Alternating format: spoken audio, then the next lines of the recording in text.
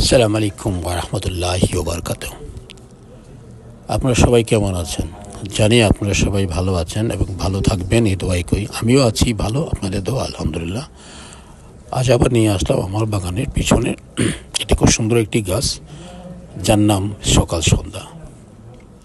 সারাদিন ফুটে বিকেল হলে আবার ঘুমিয়ে পড়ে, আবার সকালবেলা হয়ে জেগে ওঠে।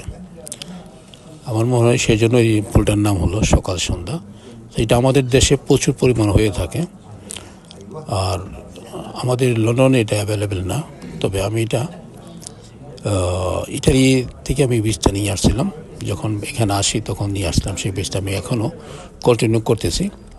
মানে প্রতি বছরেই আমি ফুলটা গাছ, মানে এই ফুল গাছটা বেশ বিশাল বড় আকারের আমি বানাই, কারণ যেন হাজার হাজার ফুল দেখা যায়।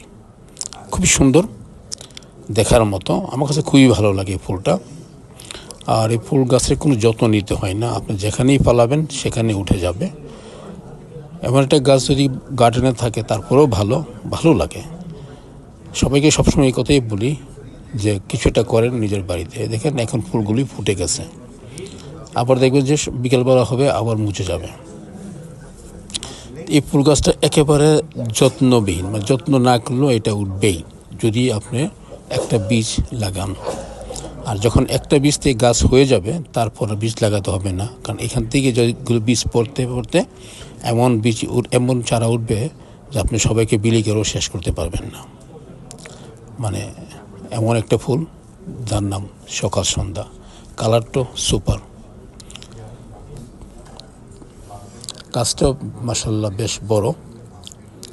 মানে প্রতি বছরই আমি এই গাছটা রাখি, সেম জায়গাতেই রাখি এবং বিশাল আকারের ধারণ করে। আমি সেই জায়গায় সুন্দরভাবে চতুর্দিক দিয়ে বেঁধে রাখি, যেন গাছটা বাতাসের নিচে না পড়ে যায়, যেন দাঁড়িয়ে থাকতে পারে।